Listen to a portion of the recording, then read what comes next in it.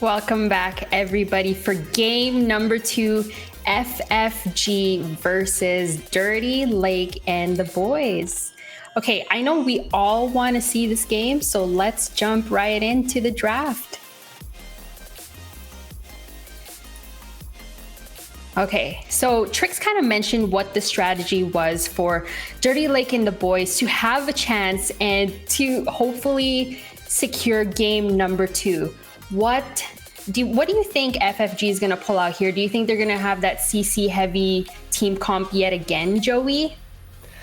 Yeah, I think it worked out really well for them last time. It just really depends on what kind of picks Dirty Lake and the boys are be going, because going to the heavy CC cup is really good against like the more squishy targets like the Counts and Fame Mal. So unless Dirty Lake and the boys change up their strategy, I think Fun Gamers have some solid picks they want again. And they're doing the same ban, they're banging out the save art. They just don't want to deal with that Colossal tank in the off lane. And so just a solid kind of pick to throw off the table from last game too.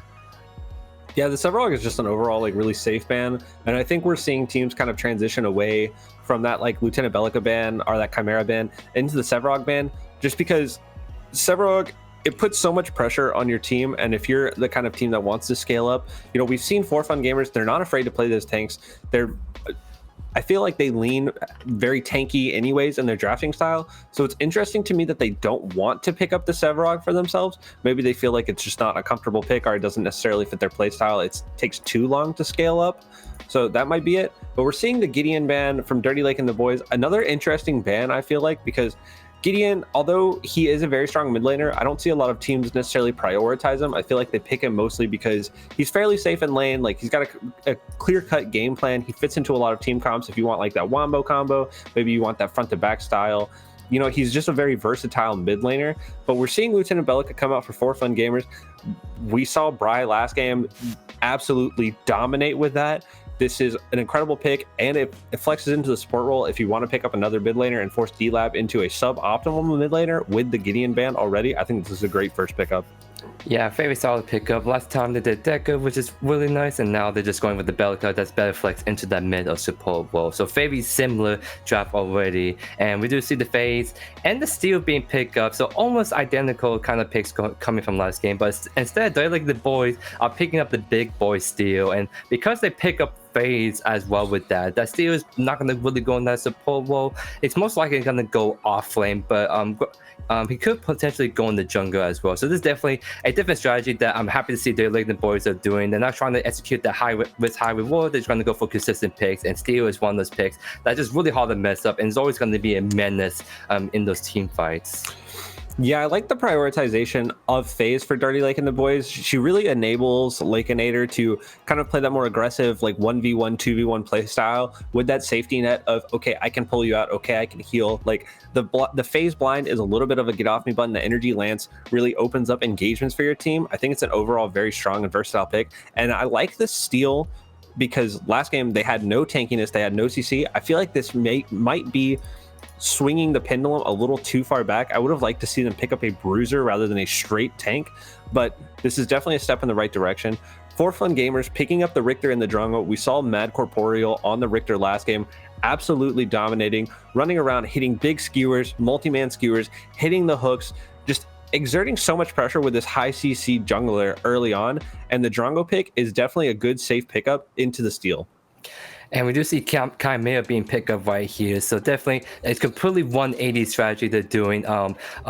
The Chimera pickup is going to be really solid. We see them, they're like the boys pilot the Chimera really, really well in the jungle. And he's a really good answer to the Richter jungle as well. Just like actually one of the biggest counters to the Richter jungle, because Chimera can master early game aggression, and if they get stuck in the 1v1 pre-6, that Chimera can just really just W key the Richter right there. So both sides of the team are looking very solid all around. And we do see the Deca being banned right here from Dirty Lake and the boys. And I think that's a really good ban right there, because if Fun Gamers get that Deca along with the Richter, the Belka, even the Drongo with Silence Grenade, that's a really smart ban to really just deny that heavy CC comp that Fun Gamers could potentially just dip into again. Yeah, taking the Decker off the field really takes a lot of agency away from your support player. They kind of have to drop into those more traditional supportive roles. But taking the gadget away from Dirty Lake and the boys, I think that this is really smart. Since they've picked up the Lieutenant Bellica and Gideon is already off the table, this just forces Dirty Lake and the boys into what I would call, you start getting into the more suboptimal mid laners. We get the Fae, we get the Howitzer, and sure, they bring a lot of damage, but they just aren't as flexible in their game plans as the Gideon, as the gadget, as the Bellica that we've seen before. So I really like this ban for For Fun Gamers. I think their drafting style is really paying off. And we do see the Howitzer being picked up right here. That's kind of like I would say that's a kind of comfort pick for Appy mid for their Lake and the boys. But in the previous games, it wasn't as strong of a showing as we thought it would be. So it's like you said, Troy, it's going to the more suboptimal picks. It's not a bad pick for the mid lane itself. It's just like doesn't seem like offer as much as these other mid laners like the Gadget, the Gideon. So it's a really small ban by Fun Gamers to really just like weaken the mid lane even further, especially when going against this really strong Bellica mid pick. Yeah, we saw the Howitzer get broken out yesterday in between D-Lab and the Professors. Howitzer lost both games that he was played, so I'm interested to see maybe Appy can bring that back. He lost one on it, and the Professor's mid laner lost one as well. But seeing the Crunch Muriel come out, this is what I was talking about. When you take away the Decker, you're forcing the support player for Fun Gamers into that much more traditional supportive role. And even though we've seen them pilot, Decker, Lieutenant Bellica, like playmaking potentials, this is interesting because it definitely changes the dynamic of the duo lane. And I like the Crunch pickup here for the offlane into Steel. The matchup is pretty good, and it could potentially be a Richter offlane as well with the Crunch jungle. There's a lot of flexibility between those two picks. Yeah, I like the Crunch pick especially too, because Crunch is one of those heroes that can be really good, but most of the time he gets countered easily by all the CC. But this time Fun Gamers got all the CC, the Richter, the Belka, the jungle, the kind of picks that all counter Crunch really hard. Now he has them as his allies, and the Mirror is actually a really good pickup too against the phase, because Mirror is actually a really good scaling support, but most of the time she struggles against the high tempo CC supports. And we do see the Trimless being picked around now the comfort Derelict and the boys. So I'm definitely liking at least the team comp from Dirty the Boys a lot more. They definitely have a better well-rounded comp, but Fun Gamers had a lot better rounded comp as well, because last game they have a lot of tanks but not as much damage, but now they have a lot more damage spread out on their team. So it's just the team comps from both teams have improved coming into the second game. All right, well, what will these team fights look like, Tricks? Looking at Dirty Lake and the boys team comp. Yeah, we're not seeing a lot of like these huge wombo combo type things. We have the Steel ult obviously into the Howitzer ult. Twin Blast should hopefully, I really want to see Lakeinator not be caught out so much, but there's even more pressure now between the Richter and the Crunch, where the Richter can pull you and the Crunch can dive on top of you. He has the safety net of the phase, but typically what I saw from their positioning is that they play in kind of like the same, area in the backline. So the phase is a little bit overloaded in her duties of not only trying to save TB, but also assist the front line with the energy lands. I like the Chimera pick here. I think that he can wreak a lot of havoc on the back line, jump onto that Muriel, hopefully jump onto the Drongo, but I just don't see Brian, Lieutenant Bellica, like letting him kind of do what he wants to do.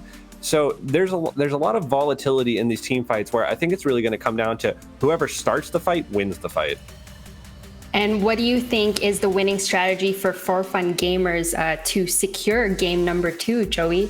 I think it's really going to come down to this mid to late game fights, because that Muriel, when positioned and scale up right, she can really just keep her whole entire team like alive really well. Because like looking at their like the boys, they don't necessarily have that heavy burst of damage. So all the For Fun Games really need to do is just play as a unit, play around the Muriel shield. So even when the Steel engages hard and Chimera try to leave backline, like Chimera leaves backline, he's going to get all the CC and the Muriel just to shield anyone that he's trying to attack. So I think all they need to do is just play together well, and I think Dirty Boys going to have a really hard time breaking through the defenses and getting those picks going.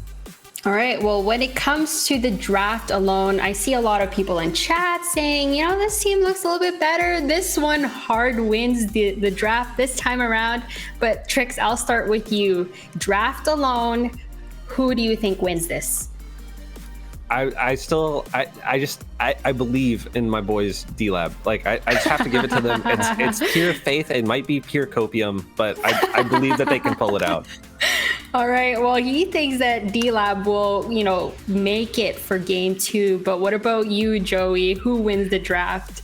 My face is a little shaken on D-Lab, but looking at the drafts, it seems like they're taking this a lot more seriously compared to game 1. I want to still root for D-Lab because I think I want to see this go to a game 3, and I think that's going to be a really spicy turnout if that's the case. So I think I'm still going to root for the D-Lab just to try to get into that game 3 to really just make the series spicier. Yeah, I'm really excited to see, what sort of combos and how will these team fights go. But Trix, while we kind of get this game ready here, what sort of synergies are you seeing when it comes to like the D-Lab, I guess, team comp? They had the phase, the steel, the chimera, the howitzer, and the TB. We kind of mentioned the howitzer was kind of like more of a comfort pick because Appy Picker plays him a lot, but based on what we saw yesterday, he wasn't really one of the best heroes, I would say, that kind of really popped out. What do you think? Yeah, talking about synergy of the team, I really like the phase TB. Toasty and Lakeinator have run that a lot. TB is definitely like a Lake comfort pick. He's really good on it. He pilots the character extremely well. And I think that those two characters synergize extremely well between the energy lance, the grenade, the dash to get in. And then so you can use your dash aggressively because then the phase can pull you back out. I like Howitzer in this team comp because he's pretty self-sufficient. With his boop, his slow grenades, he can create a lot of avenues that this kind of tanky team, if you can zone the Richter out of these fights or keep the Muriel or the Drongo out with all this area denial that Howitzer has, and just kind of allow your Steel and your Chimera to go wild in the backline of the opposing team, I like that. It's a very front to back, I think, kind of team fight where the Howitzer wants to kind of stay closer to the backline, fight forward, while you have the Chimera and the Steel focusing on the backline of the enemy team. So I think that's kind of where the synergy lies. It's kind of dependent on the phase and the howitzer though to hold your midline together and keep Lake alive. So I think it's a lot of pressure on that aspect of their team, but overall I think that their strategy is pretty clear cut. It's just a little difficult to execute. All right, well, game number 3, any last thoughts before we switch on over to the game, Joey? Definitely, I think it's really going to be determined by the other game tempo, by either that Chimera jungle or that Richter jungle. So keep an eye on both of them because depending on who can get that snowball going first may just ultimately just win out this series. Okay, well, Choice Plays and Man of Class, please take it away. And welcome to game number 2, FFG and D-Lab. It scores the 1-0 for FFG at the moment, but D-Lab do not want to get the big fat 0, because it also means they get a big fat 0 at the end of all this. And Choice, I mean, the draft is, of course, very different, especially from D-Lab, but FFG, I mean, they're just consistently pulling out these drafts. So you're thinking like, yeah, sure, I see what you're going with. And one thing that we talked about, well, way before this, they've got the Drongo. They got him. They do have the Drongo. This is going to be very interesting. Could possibly shut down the Steel, could shut down the Ventilate from Twin Blast, from Lakeinator, could shut down the ultimate also from Chimera. So Jay is going to be a prio pick in my eyes. So let's see if they shut down the Drongo. Let's see if they shut down Jay. And I feel like they'd have a much easier time if they were able to do that. Yeah, for sure. And even you look at their win statistics, right? Like every time they won a game, usually they've had a Drongo on their team. Of course, last game being the exception, but that was a little bit of an outlier. So looking good for them. Macroporial not having to worry about hitting hooks this time because look who's going to play the Richter. The Richter's on the offlane, people. I don't think anyone saw that one coming. Very interesting. It's going to be Lobber versus Zephyr, Steel versus Richter. A lot of CC on this side, a little bit more on the side of Lobber, but look at this. Lobber's actually taking a pretty decent amount of damage from Zephyr. I mean, getting a little bit of auto attack damage on him. Not going to be too much. They're going to be able to stay in lane and continue to punch. But other than that, this is a very interesting lane. I mean, both characters kind of happy to build some more area damage as well if they want to go for that build. So that will eventually sort of work out into Zephyr because he's get the natural AoE damage from their E eventually, not just yet. Level 2's only just been picked up, and there's the early kill from Zephyr. Barely gets away with it, but you know, they're like playing the Razor's Edge. Grady's on the way though. Will Grady catch him in time? No, Grady chooses to turn around, says, I'm not going to get that in time. The back will come through, but Grady could have really used that one. Grady could have definitely used that one. A little bit slow on the uptick there, but it's totally fine. I mean, we were 2 minutes in. It's the first kill on the offlaner. It feels like that's kind of the first thing. Okay, literally these matches all weekend, it's either they get a kill within the first 2 minutes or they don't get a kill until 15 minutes in. It's been absolutely insane. So I'm excited to continue to do this. You can see that there's going to be like the normal stuff. Bry's going to be going for the river buff, another river buff, some a little bit of a setup from Grady here, Mana Class. They want to get that Bellica. They want to prove that Bry is catchable because they really weren't last game. Grady's there. Doesn't use the ambush just yet. Gets stunned up. Will now potentially go for it, but it's too far away. The mind, though. Happy Picker, the flash has to be forced out. Good from Bry. Good move, but that was almost a guaranteed setup. And you cannot get away with the flash every time. That's going to be down for 5 minutes.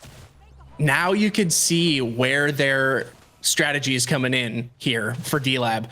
They picked the howitzer purposefully to catch out the Bellica, and they picked the Chimera to be able to jump on her as much as possible. So that's going to be a ton of pressure against the Bellica, because Bellica only has her flash. That's her only movement ability there. So if Bellica's not careful, that duo right there, the Grady and Appy Picker duo, is going to be nasty. Mad Corporeal's going in, doing a little bit of damage, doing a ton of damage. Actually, he's going to take the tower aggro. Toasty is almost dead. Is the Tick's going to be going in? No. Grady coming in. He's going to force out the blink. He's going to blink himself. Jay taking a ton of damage. Grady's still sticking to him right now. Mad Corporeal can do nothing about this. The jump comes in. Grady's almost dead, but Appy Picker's going to try and get the R2000 onto him. It's not going to be enough. Mad Corporeal gets out with less than 40 HP.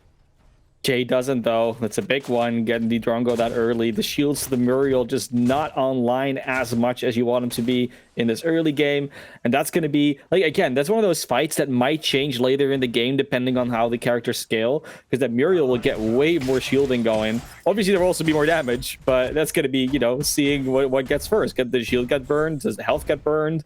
Who gets it off? But also the irradiated shots from the Drongo will probably get that wasn't peak. Get the phase on the other side of things. So like it's that back and forth that will just change with power spikes, change with timing, change with scaling. Now Zephyr is going to pick up another point. They're definitely winning the 1v1 against Lauber at the moment. But that's not a guarantee for the future, of course.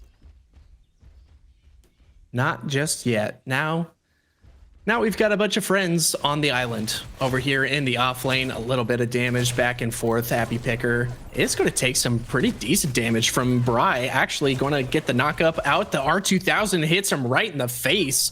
Takes him down to 50% HP, but there we go. That's the mid lane right there, Mana Class. You just got to poke and poke and poke until your jungler comes in and finishes the job.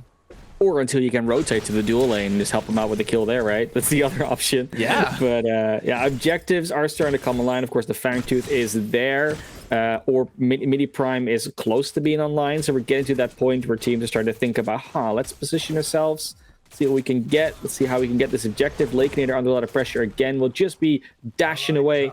Toasty is always ready to pull them out even further if they need to. There's the Energy Lance, though, comes through. A little bit of a problem for Jay and Peak being separated from each other, but they're far enough away. They're not going to be in any danger so far. Yeah, some fantastic vision from the side of from FFG, excuse me. Be able to mitigate that Grady gank on the duo lane. Tons of vision towards the riverside. You could see lots of wards everywhere. That's what you need, chat. Make sure you're putting your wards down and put them in some fantastic spots. You could see the one in Grady's red jungle up there from the duo side. It's pretty far up there. So if Grady wants to come in for a gank, I mean, he's either got to sweep those wards down or he's got to come in pretty dang fast, because Jay and this duo lane are going to be able to back off pretty quickly. Getting closer and closer to level 6s as well across the board. Grady just trying to get onto the Mad Corporeal. But of course, you're never going to catch a crunch if he doesn't want to get caught. That's not going to happen. It's going to be even harder as soon as that level 6 hits. Jay and Peak just poking away. Lakeinator had taken a ton of damage from some poke earlier, so they're not going to be too aggressive at the moment. At least they don't have to worry about a gank, because both the mid laner and the jungler nowhere to be seen for FFG at the moment. And here we go. We're back to kind of a laning phase here. Just really slow. Not too many rotations at the moment. There is a little bit of a fight, a little bit of a skirmish in the off lane, but nothing too crazy. Jay and Peak are going to be able to push up pretty hardcore right now. The Energy Lance is going to come out. But look at this rotation from Bry. Probably not going to be able to do anything. Kind of thinks twice about what's going on here, but Happy Picker is aware of it. It's going to be able to put that mine down. Here he goes. Pops the ult, going to do a ton of damage. Is he going to be able to hit that R2000 to finish him off? There it is. The Seismic Assault's going to do a little bit of damage as well and give him some time to get out of there. Bry is just hanging on by a thread, but no, it's not enough. Happy Picker's going to be able to take him down. Trying to drain the mana in order to be able to do an ultimate and like put Happy Picker in a little bit of danger. Not going to be enough, though. That is not sucking enough mana away from a howitzer. We'll try and do some damage to the mid tower, but unfortunately the minions just came out, so they have to be a little patient and let the minions do the work. They do rotate over to this Fangtooth, potentially to the dual lane. I think Grady just wants to go for those kills. Jay and Peak might be in trouble. Do they have the wards to see this? The Energy Lance is already out. They already stunned down Jay. The jump is in, the ambush, and Peak does not have enough shields in the world to stop that quadruple blow up. No life for Jay, and the pressure that was on Lakeinator last game has been fully Uno reversal this game. Oh man, a little bit difficult there. And they still aren't going to be able to do that Fangtooth just yet. They're kind of privy to a little bit of a rotation. Peak is actually going to take some major damage from Lakeinator, though. The Mad Corporeal is determined to take down this Fangtooth, and I don't know if D-Lab are privy to this right now. They're not rotating right now. They're just doing their thing. Yeah, I don't think they realize that this is going to be a thing after they just lost their ADC. They're just going to walk into the Fangtooth. I think Jay did get spotted out on their rotation, so they may be wise to it now, but it's too late. Fangtooth down. That's going to be up to their mini prime. And since there's no objective trade going on at the moment, they could just have a fight around the mini prime pit if they wanted to, or just ignore it. Ults are finally online. Jay will have a little bit more escape, which was sorely needed after the ambush they had before. This dual lane is ready to put some pressure on. Grady's still kind of hovering. He wants that gank. He wants to blow up Jay once again, and it looks like he's just about to come out of the jungle. And here it is, a little bit of damage in the mid, but Grady does come out. Jay is still alive right now, doing some damage. The Ventilate's going to come out from Lakeinator, but he's going to be stopped by Mad Corporeal and pushed back with that empowered push. But here we go. The uppercut comes out. Lakeinator is a little bit dangerous, but Peak is going to go down, and that's going to be in the favor of D-Lab right now. It doesn't seem like the Crunch wants to do too much after this, but he gets rooted by the Energy Lance, but he is going to be able to dash right out of there. That is a beautiful fight in the favor of D-Lab. Yeah, Peak thinking there's going to be a little bit more aggression, a little more possibility for eliminations there by going in with the relocate. That didn't quite work out for him that time, unfortunately. Now, Zephyr and Lauber, we saw this go on earlier. Now the skewer comes through just with the tower can hit. Zephyr, they want to try and chase this down. They won't have another hook. I don't think they want to blink after that one. That was very dangerous for Lauber for a couple of seconds. Lauber's just got it back. Their wave will be far from frozen. Zephyr could also just choose to quickly clear the lane and go do an objective somewhere. That's probably what they want to do on the side of FFG soon. Yeah, pushing it. Gonna go for a quick reset here. Gonna buy some items and then probably do a little bit of a roam. Happy Picker and Bry once again. This is a really fantastic pick. I'm starting to like the Howie pick. I know it was a little bit. Yeah. It was a little bit scuffed there at the beginning, but now that we're seeing the strategy come out from Happy Picker, I'm really kind of believing in this Howie pick. Yeah, and honestly, when we talk about mid laners, you think Belica, Gideon, Gadget, like before those three you just name off, and afterwards you're like, there are others. I know they exist, but does anyone ever really pick them? And yeah, of course they do, because they're in the game. They don't always get banned and all that stuff. But yeah, the Howitzer left field is not quite what I would call it, but it was definitely not one of those things that maybe FFG was actually ready for.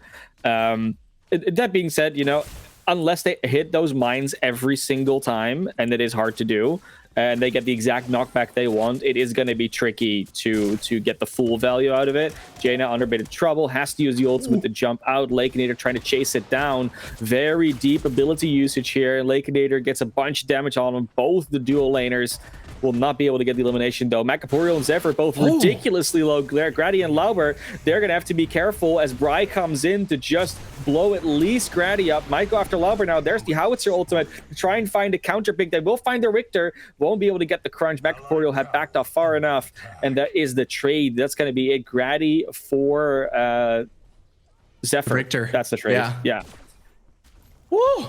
A 1-for-1 there. It was looking dire there for a moment. So Macaporial. Then Brian came in at the right moment. It's great. Yeah. I mean, same with the steal. Lauber was super low too, but Macaporial is actually going to stay in for a little bit longer. Going to try and get a little bit more gold. Probably going to try and finish an item there as well. But once again, it seems like we're just kind of in a normal state here, except for D-Lab's dual lane pushing up on that tier 1 tower. It's almost down, actually, and there it goes. Going to get that local gold onto Lakenator, and I'm pretty sure I saw Toasty moving back a little bit to allow Lakenator to take the full brunt of that local gold. So that's going to be huge. Getting Lakenator big right now is what they need. Getting Appy Picker big is what they need. Appy Picker is actually 3-0-0 right now. That's pretty nice, Manaclaz. Holy. Yeah, you're doing pretty good. Their CS is the highest in the lobby at the moment as well. Bry is definitely behind them at this stage. But again, something that we do really still need to highlight. I know we keep coming back to it, but it's just because that's kind of the nature of D-Lab, is Lakenator is ahead. And that's the thing that they really want, the thing they need, and the thing they usually thrive on is Lakenator being able to do their thing.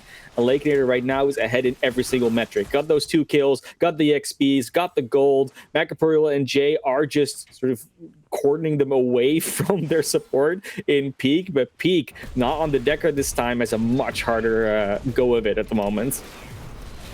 Brady's going to be able to get this basically for free right now. Mad Corporeal is going to go in. It's going to take down Toasty, getting a little bit of tower damage on him, but look how much damage Lakenator does right now. Mad Corporeal, he has to leave. He has to leave right now. But it looks like he's going in on him right now. Lakenator's still going off right now. Jay's still alive. Lakenator's pulling the moves on him. They turn it on him.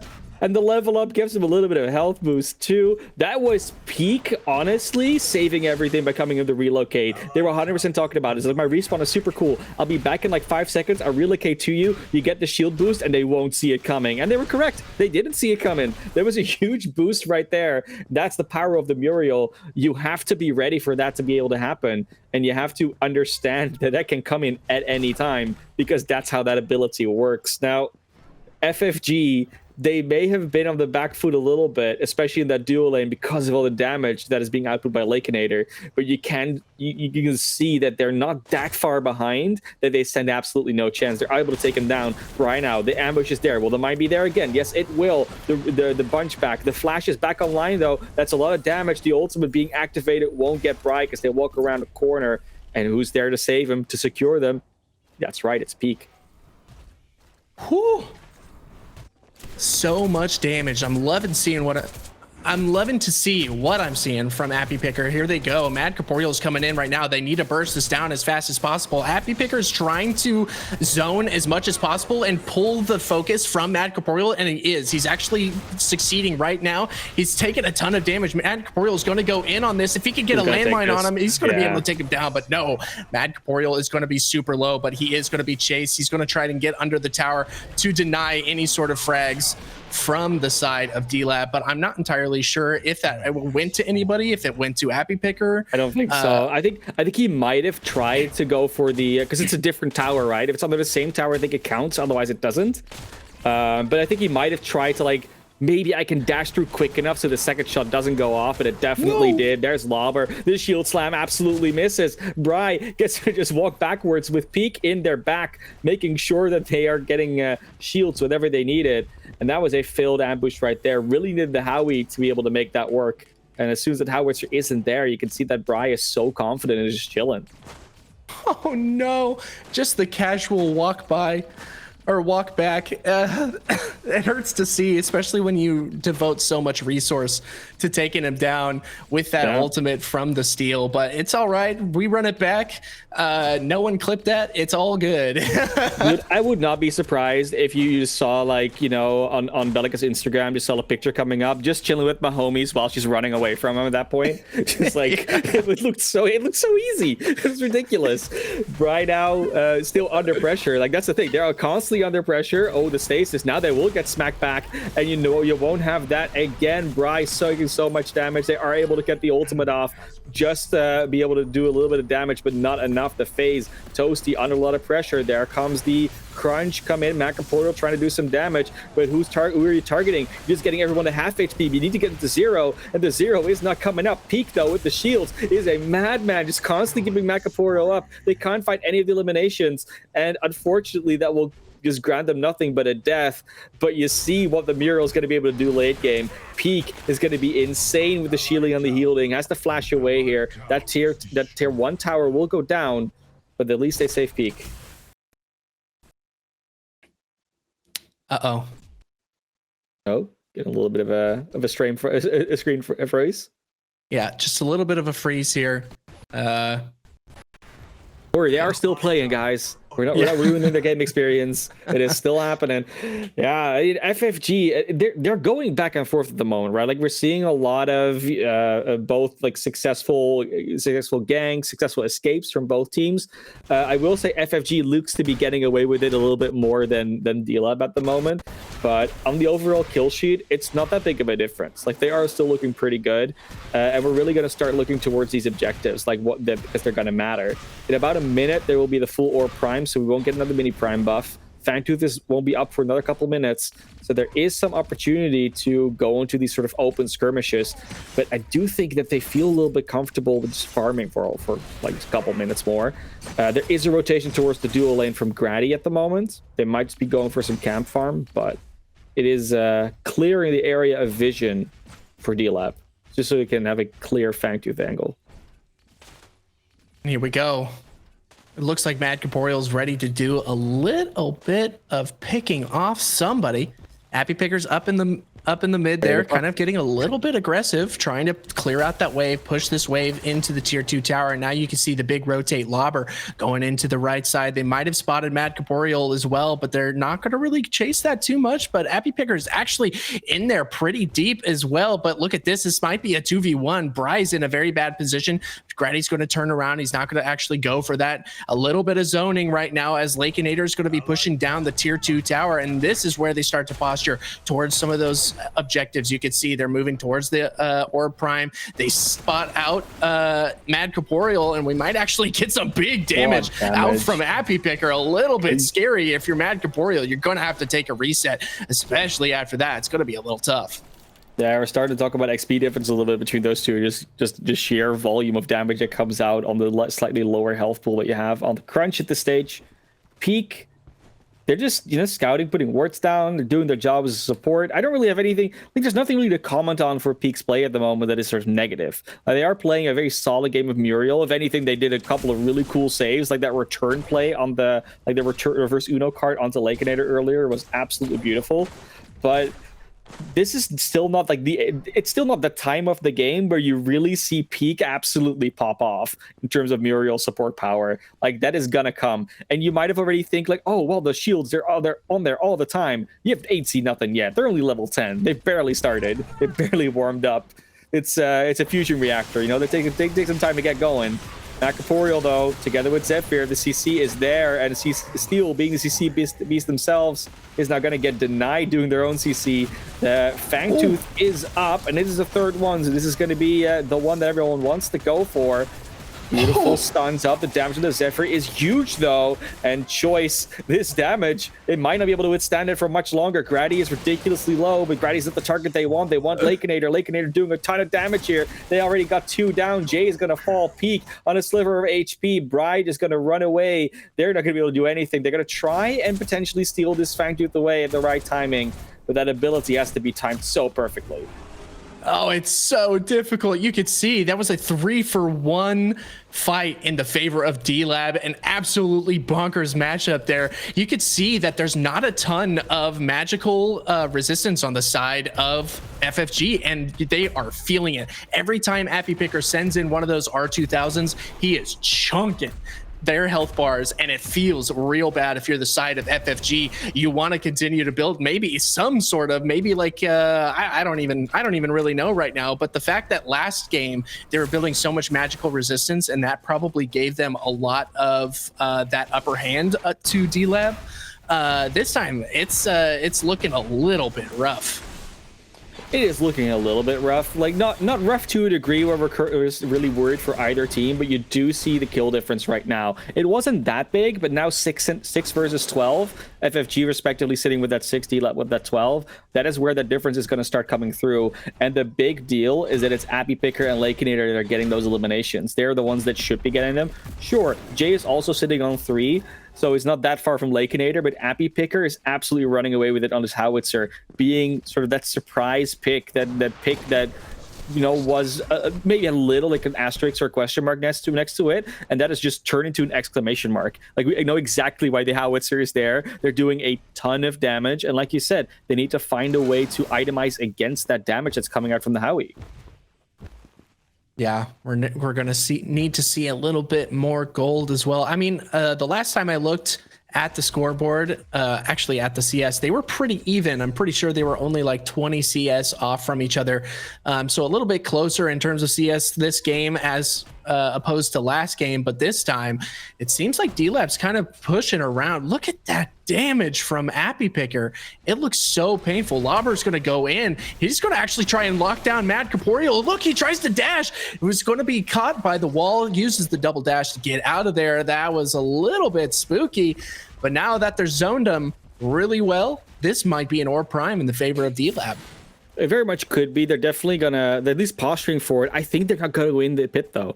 They're gonna pretend like they're doing it, and they're gonna ambush anyone that comes and checks, like Peak. Peak is checking right now. They do see Peak. They don't want to go for it because they know Peak can just relocate to somewhere else, but they are going after Zephyr. Zephyr under a lot of pressure, that Richter, and they don't have the escape that the Crunch does. They're gonna try and skewer anybody, but it's a 5v1. You're never gonna get any help there. Peak is not going to risk going in, and now with that Richter being down, they're definitely going into the pit. They want to take this down. They want to take it. No, they're doing it again. They're waiting. They're expecting that FFG thinks they're going to the pit, and now they're just baiting Corporeal. That's fool me once, shame on you. Fool me twice, definitely more shame on you. Now it is going to be potentially another kill, and they still haven't even gone for Orb Prime. Are they going to do it again? Maybe. Is FFG going to be ready for it? I hope. They're not going to try and bother with that again. D-Lab, their objective control was a little shaky last game, but this time around they are 100% ready for it. What a wild gank there. I don't even know if you could call that a gank. It's just the corner plays, baby. Absolutely disgusting. But look at this. Bryce on the opposite side of the map actually doing a fantastic job of bursting down some of these towers. It seems like they're going to have to rotate for it. I think the Orb Prime is now activated. It does look like it, yes. So Lakinator is on the way over. Appy Picker trying to catch out Peak. And if he's going to be able to, he's going to blow him up in one of these R2000s. Appy Picker, oh, the reversal of fortune. No! Yes, it does come out. Barely's going to be able to come out alive. He's going to put the shields on, and now you can see some of that shielding power coming out from Peak is actually getting pretty nasty right now. But it's okay because the Orb Prime still goes on over to D-Lab. I did want to point something out really quick, Mana Class. It looked like Lobber was just about to miss another steel ult, but Appy Picker comes in with the landmine and knocks Zephyr under that shield bash, and it was an absolutely beautiful play from this team. We don't always see old combos, but when we see him executed that perfectly, that is just beautiful. It's just beautiful. That's all we can say. We have Lawware and Zephyr once again clinching in that off lane. They're just smacking each other back and forth. Under the tower this time around, Zephyr is trying to get that wave down before Lawware can do anything with that prime buff. but Zephyr is going to be a little bit quicker. The tower is going to go down super low. Now the shots are coming to onto Lauer. Barely takes any damage from it, though. Their health pool is so massive. Jay is going ridiculously low. These fights on both these lanes are coming to fruition. Macapori will have to dash away from Appy Picker on that howitzer. Everything is being pushed in, and FFG is just... only thing they can really do is press the S keys. Their W keys are now unbound officially. Gotta keep pressing that W, keep moving forward. Appy Picker is going to be able to take down the first inhib in the favor of D-Lab. This is going to be an intense moment for them. Pops the ultimate. Jay almost goes down. It's just not enough damage yet. The shield's coming out from Peak as well. This is so much damage. It's so much pressure on the side of FFG. Look at this. Zephyr's caught out by the four members, excuse me, and Mad Corporeal once again up against Appy Picker, once again taking a ton of damage, and that's going to be 3 inhibs down. 1, 2, 3. We're knocking them down in the favor of D-Lab, and here they go, pressuring and sieging the core. It is just going to be a core rush here. They want to finish the game. They still have their prime buff. There's almost nothing that FFG can do. They're going to be another 30 seconds without their Richter. And there you go. Crunch just gets blown up. There's absolutely nothing they can do unless Jay somehow gets a legendary item bugged into their inventory that they can just blow everyone up with. That's not going to happen. The Ore Prime buff did it. The absolute brilliant play to just bait them, not once, but twice, to try and contest an Ore Prime that wasn't even being activated just yet by D-Lab. Wins them the game, and FFG cannot get past them. It's a 1-1 choice. Now, you know what that means. We're going to a game 3 to decide who walks away with nothing or with $750. It's looking like it's going to be another one of those matches, one of those days, Mana Class. Yep. It's going to go to all the matches, all the games, all day. I want to know what the desk has to say about this. So let's throw it on over to our dog, Joe and Trix. See you in a sec. Thanks, Choice and Man of Class. Choice, you're not going to stop casting just yet, because we are going into game number 3. Oh my goodness, Trix, what the heck just happened? Let's go, D-Lab. I liked what they did. They were so much more disciplined with their objective control, so much so that they didn't even do it. They just set up next to that corner. They said they're gonna walk in, they're gonna look for us, and then 5-man, boom. Lauber hit a couple steal ults that game. That was pretty impressive. We saw a couple times early on he was hitting ghosts, but he got it. He figured it out later game, and Picker absolutely blowing people up, putting so many people down to 1 HP with just one Arky. I loved it. Yeah, I definitely doubted the howitzer pick. Normally we would have seen Gadget, but I guess the Gadget was banned. The Gideon was also banned. Joey, what did you think about game number 2?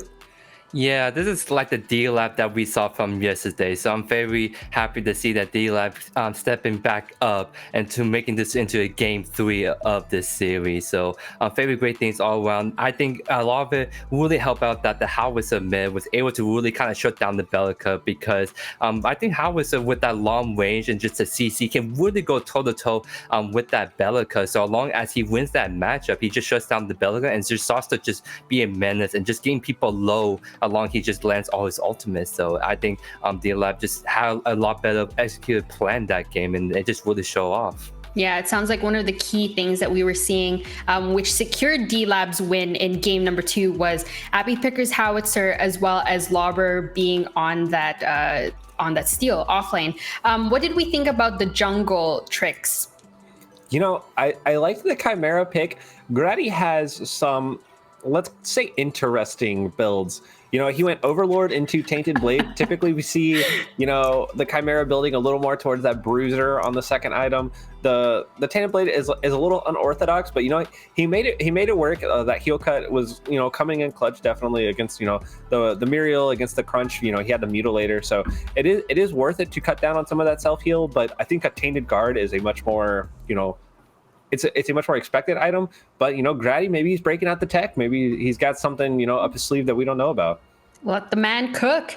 And one last thing, Joey, before we go for a break here, what did we think about that duo side?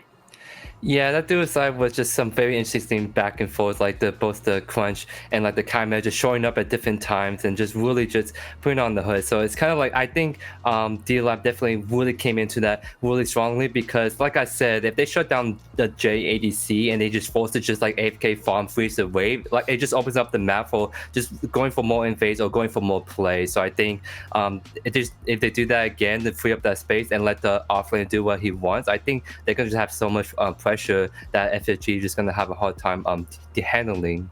All right. Well, everybody grab your popcorn, grab your favorite snack, grab candy, because game number 3 is going to be a banger while we go for this short break.